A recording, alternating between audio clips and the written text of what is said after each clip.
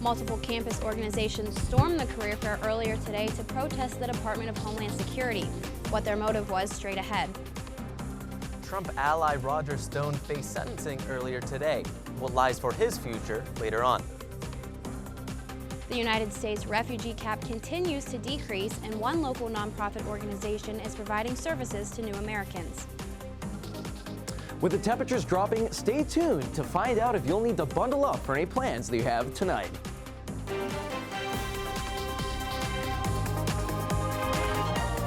This is TV2 News.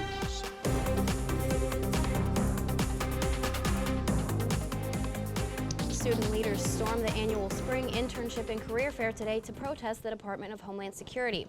Good evening, Kent State and Olive Portage County. I'm Melissa Meyers. And I'm Mitch Meyers. Student protesters formed a human wall around Homeland Security's tables at the career fair earlier today. That's right. Our reporter Maddie Haberberger has the story. Maddie? We are here to make a statement, and yeah, we refuse to budge. Representatives from several student organizations hooked arms and blocked Homeland Security's recruitment table at the university's internship, co-op, and career fair this afternoon. Before the event, the coalition, headed by Black United Students and Students for a Democratic Society, met with Kent State President Todd Dyken. Earlier this month, they presented a list of demands to university administration that they say would, quote, improve the lives and experiences of Kent State students. At today's career fair, the students formed a human wall in front of a table occupied by representatives from Homeland Security, a group that protester Ezra Silk says is unwelcome on campus. They're targeting racial minorities. They are working both legally and illegally to deport people who should not be deported. They are blatantly racist, and they are not something that we as Kent students want to support. The group stood its ground despite verbal exchanges with security officers and as a Kent police officer was called to the table. Essentially, we are just going to reiterate the fact that we are student activists at a student event once again. Homeland Security representatives left the table in the midst of their demonstration. The student protesters then covered it with their own flyers. The students called the protest a small victory and said this would not be the last time that they demonstrate on campus. We came here to show that it should not be allowed for Kent to sponsor such a blatantly vile and racist organization. It should not be allowed that Kent sponsors anyone getting employment from them, and we directly wanted to disrupt the economic benefits of them being at a job fair. For TV2 News in Kent, I'm Maddie Haberberger.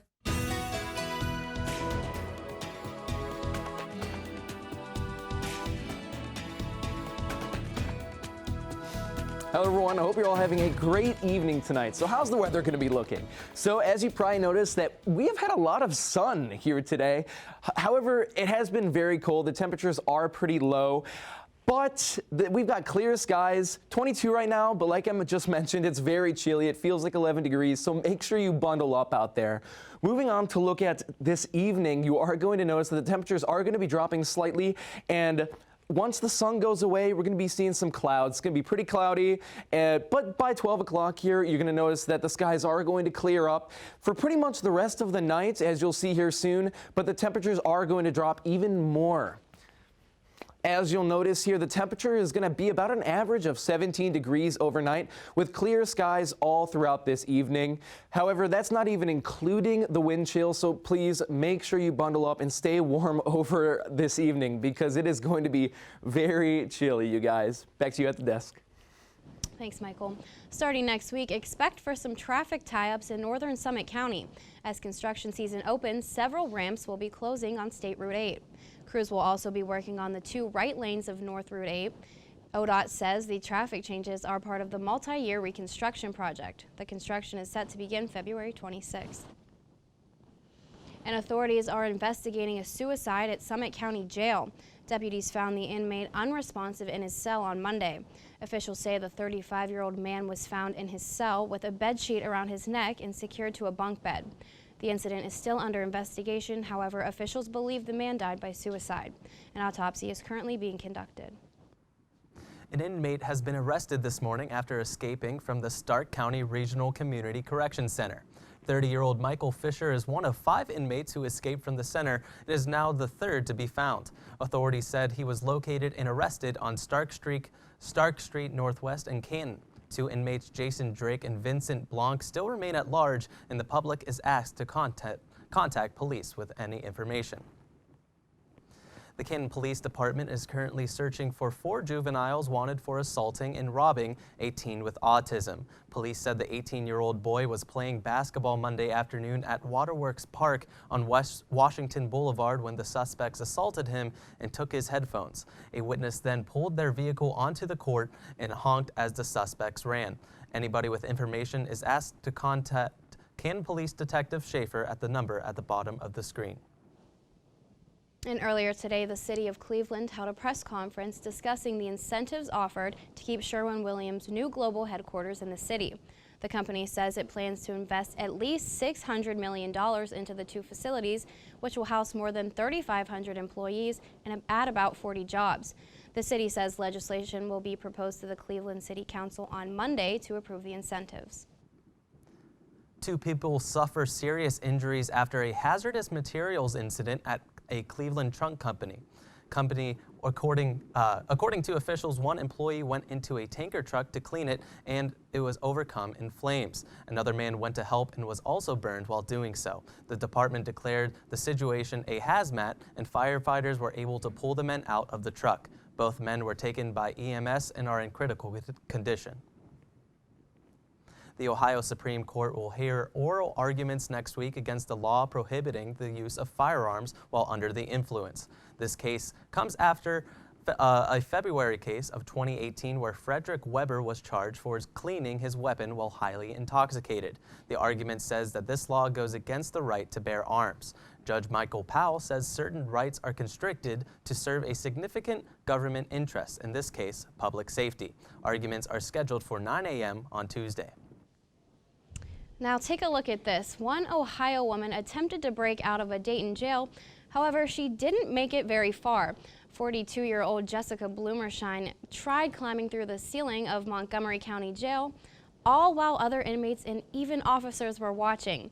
You can see her step onto a kiosk monitor and move the ceiling tile out of the way. After she climbs into the ceiling, debris begins to fall, and shortly after, so does Bloomershine. She's now facing additional charges for escape and destruction of property.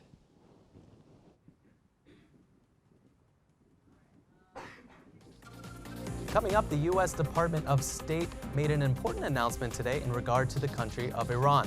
We have the details.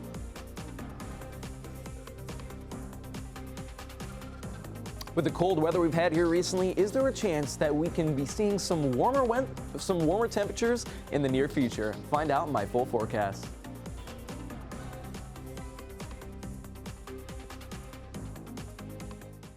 It's not my first time bartending, so. It's a sausage party in here.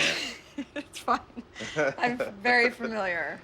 Yeah, because you're a sexy girl, Sam. Last thing, Yeah. is that the music, when Momo kicks it into high gear, is going to get a little bit loud in here. So your customers are going to have a hard time hearing you. So you may want to.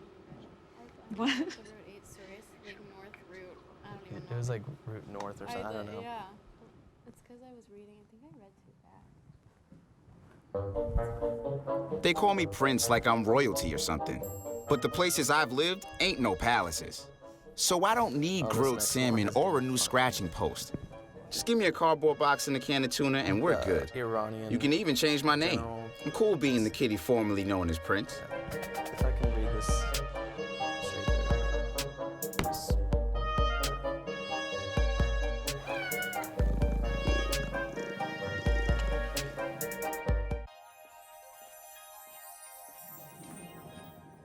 Can you consent with me?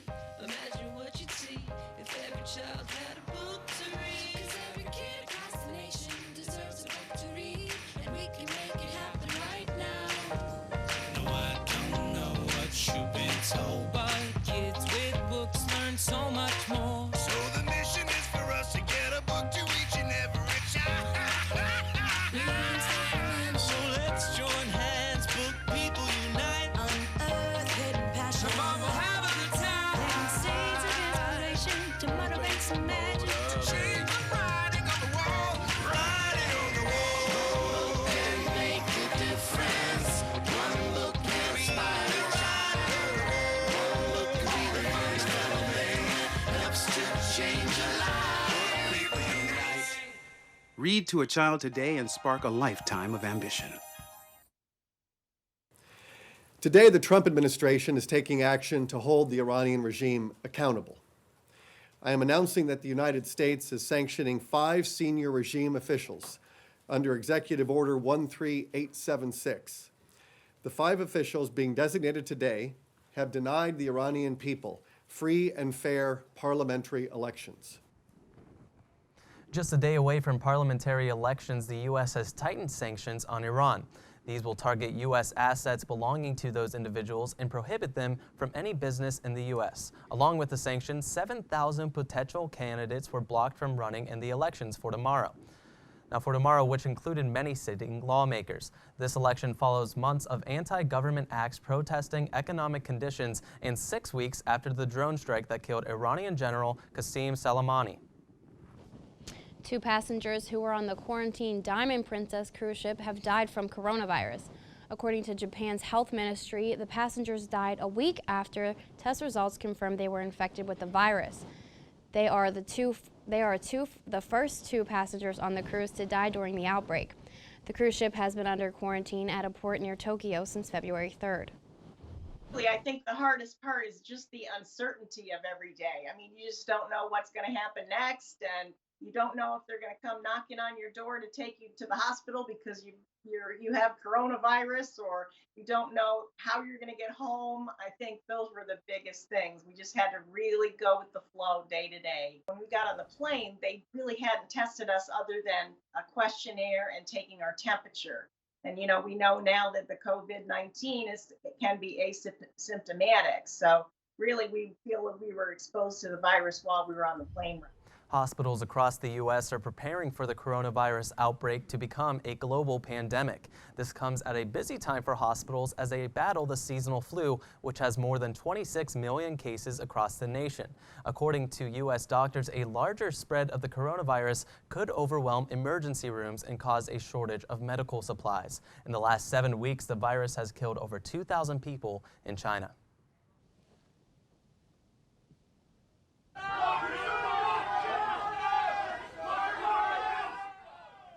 Trump ally Roger Stone faced sentencing earlier today.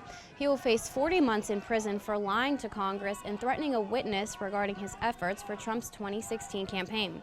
Judge Amy Berman Jackson spent most of the hearing criticizing Stone and his actions. Along with 40 months in prison, Stone's sentencing also includes 2 years of probation. President Trump addressed Stone's case earlier today. I'm not going to do anything in terms of the great powers bestowed upon a president of the United States. I want the process to play out.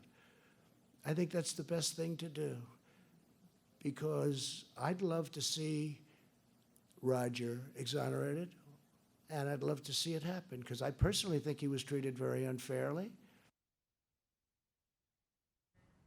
The former attorney of Fotis Dulos has pleaded not guilty to the charge of conspiring to murder Dulos' wife. Kent Mawhinney worked for Dulos and was arrested in January along with Michelle Troconis in connection with the case of Jennifer Farber Dulos, who authorities believe is dead. Mawhinney was allegedly at a meeting with Fotis and Troconis the morning Farber Dulos was last seen. Mawhinney's next court date is March 31st.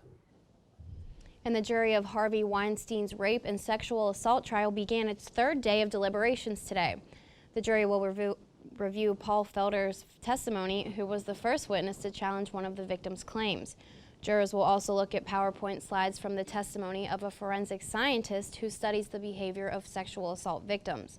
Weinstein pleaded not guilty to all charges and claims all sexual encounters were consensual.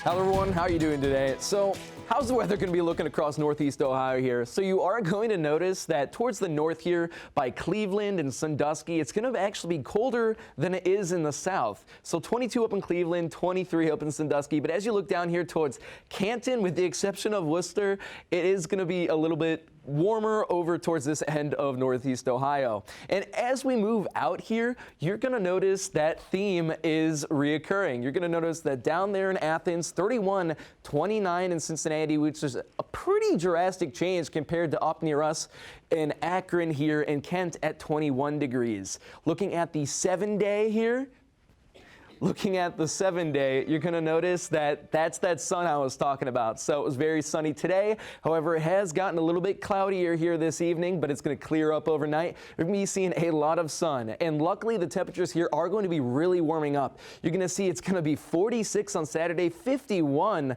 on Sunday as the cloud starts to go away there, but we'll still have a lot of sun to go around. But keep in mind, just because the temperatures are high, that doesn't mean that the lows will not be high as well. So still stay bundled up because the evenings are going to be chilly. However, the sun is going to end up going away and we'll have some rain. Back to you guys at the desk. 10 people are dead in the attacks of 2 shisha bars in West Germany yesterday. 43-year-old suspect Tobias R. was found dead at his home along with the body of his mother. Chancellor Angela Merkel said there were signs the attacker had acted out of racism, and prosecutors are treating this as a case of terrorism. The gunman left behind a confessional video and letter in which he expressed his right-wing views. Merkel has pledged to fight against any who try to divide the country. Police arrested a man on suspicion of attempted murder after a prayer leader was stabbed at a mosque in central London. According to witnesses, some had seen the attacker attend the mosque in recent weeks. The victim was taken to the hospital with non-life-threatening injuries. Police are not treating the incident as terror-related. An Arizona judge ruled yesterday that conditions in some border protection holding cells have violated the Constitution. U.S. District Judge David Burry barred the agency from holding migrants for more than 48 hours in the Tucson sector after they've been processed by a medical professional. Burry cited that the use of bathrooms for sleeping is, quote, unsanitary and degrading. Attorney Colette Reiner Meyers said she would expect other districts to take note. Now, could Julian Assange be President Trump's next pardon? According to Assange's lawyer, Trump offered him a pardon if he would deny any Russian involvement in the 2016 hack of the Democratic National Convention. His attorney said former Representative Dana Rohrabacher gave Assange the offer at the direction of President Trump. However, Trump's secretary says it's a lie. Rohrabacher released a statement saying he never spoke to Trump about Assange. Assange has been in prison since September and could still face charges in the U.S. And 2 women are dead in Miami after the car they were in fell off a ferry and sunk. Crews responded to calls of a submerged vehicle in a shipping canal between Miami Beach and Fisher Island. According to officials, the 2 women were found embracing each other in the car. The Coast Guard is currently investigating how the car fell off the ferry. However, sources believe the driver forgot to put the car in park and accidentally hit the gas, causing the car to drive through a barrier and fall into the water. Now, as the refugee cap decreases in the United States, the Exchange House is welcoming new Americans. Jenna Borthwick has the story. When Samantha Biake and her family came to North Hill in April 2019, she felt like her life was full of new opportunities. She even saw snow for the first time. I ran out to feel the snow. I felt so happy. I called my mom. She was at work. I'm like, it's snowing. Biake came to this Akron neighborhood after fleeing civil war in the Congo. She hoped America would provide the feeling of security she craved. You sleep knowing my dad, my mom, they're in a safe place. But when you are here and some of your family members are back home or they're still in the resettlement area, you'll be sleeping and ask yourself, did they eat today? As if working and going to school weren't enough, Biake wanted to give back to her fellow refugees by teaching them English and showing them how to build their own new life, just like she has. Creating something out of their own mind and producing it and gaining income from it.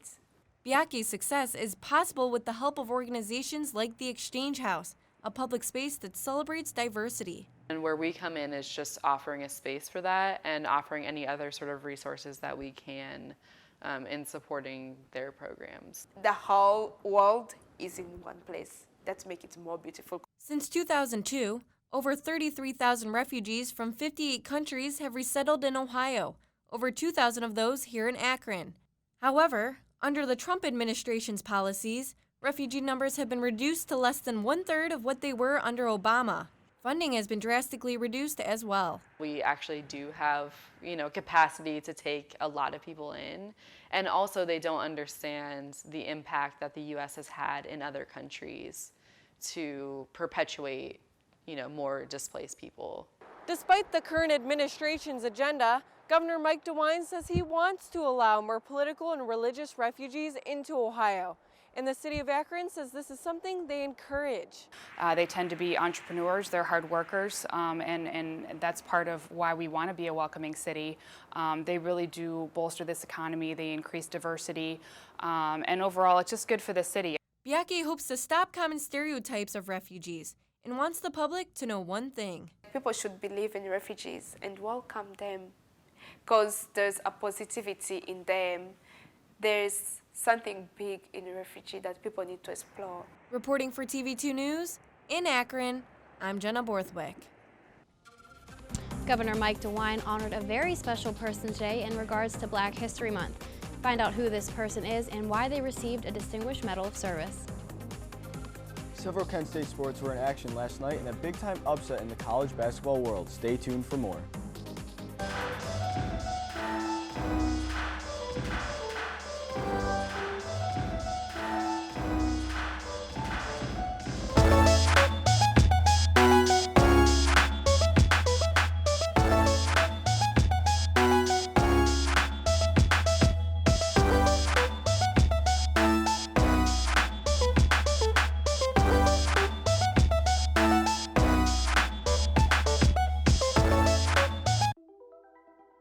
Todd's a great guy.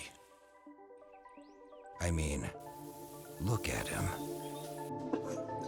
What a sweetheart. Attaboy. Wait, Todd, what are you doing? How totally selfish and un-Todd-like of you. Come on, Todd. Come on, man.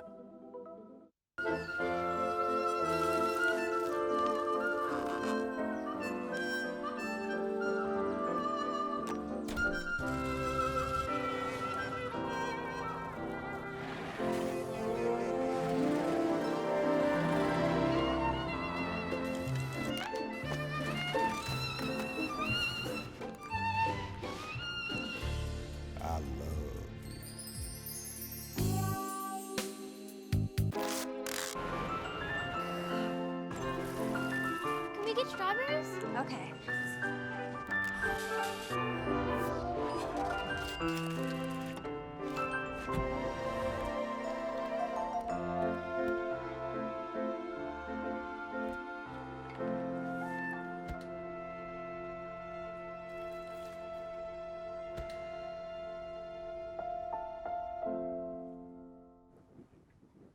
Browns player Greg Robinson was arrested for allegedly possessing 157 pounds of marijuana at the U.S.-Mexico border Monday evening.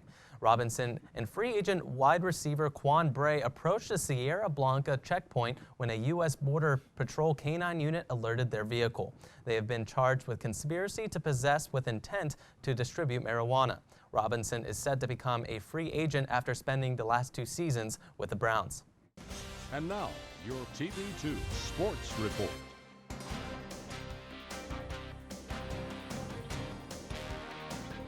Hi, my name is Herrmann. Today we will see how the women did in basketball last night, as well as the huge upset in North Carolina. But first, let's see how the baseball team performed last night.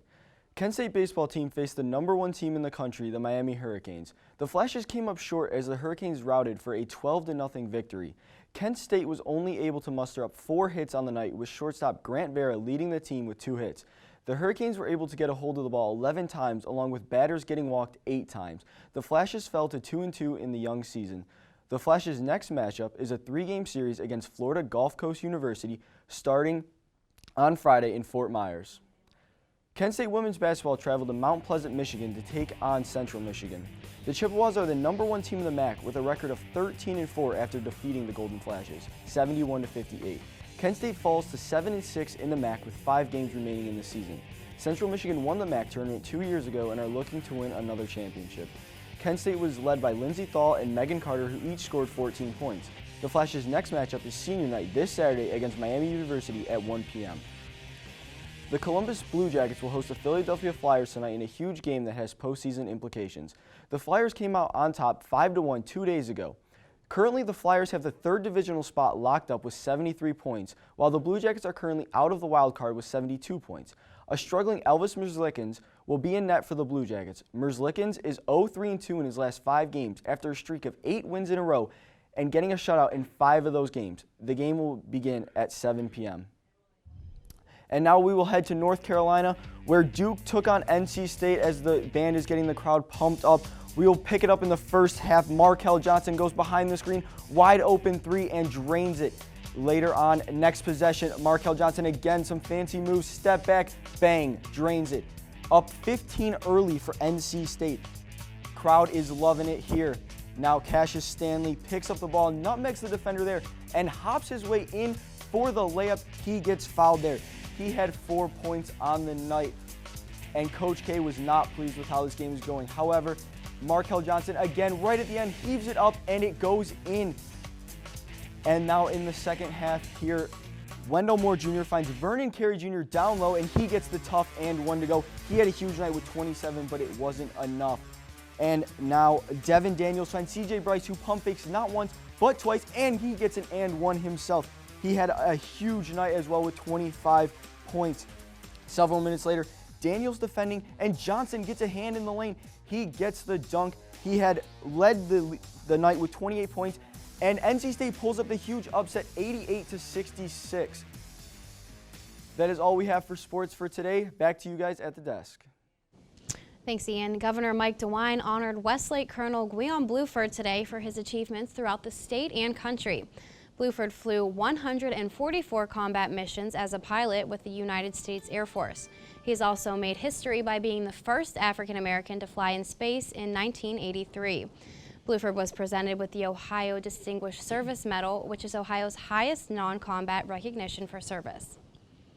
Well, congratulations to him. Now bringing it back down to earth, what's the weather going to be looking like for the rest of the week? Well, what I can say is that all this sun that we'll be having this weekend is very welcome. I love seeing the sun, especially all the clouds and the snow that we've had here recently. So I'm definitely going to be enjoying that low 50s, high 40s weather over the weekend.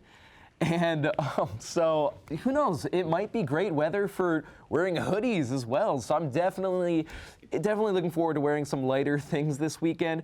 It is unfortunate that that snow is going to creep back up towards the end of this weekend, but hey, at least we get some sun. I love seeing 50s though. 50s Yeah. just Oh, makes yeah. me think spring is coming, but I mean, the rain just puts a damper on my day there. Any chance I get to put away my winter coat is good for me. So I thanks, agree. Michael. And thanks for sticking with us this evening and catching all the latest news in Portage County and Northeast Ohio. Now tonight at 9, you can catch an all-new episode of The Agenda. I'm Mitch Meyers. And I'm Melissa Meyers from all of us at Portage County TV2. Have a great night.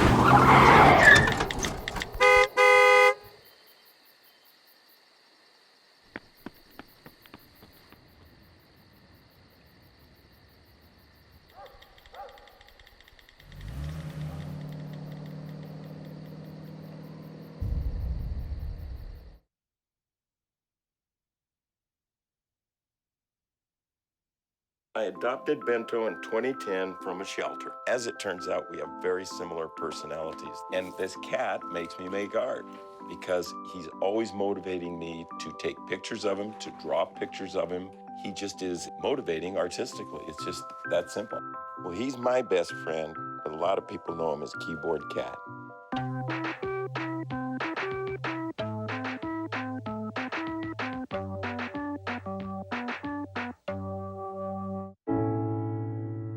When I was 6, my days were spent playing basketball. When I was 6, my dream was to make it to the NBA.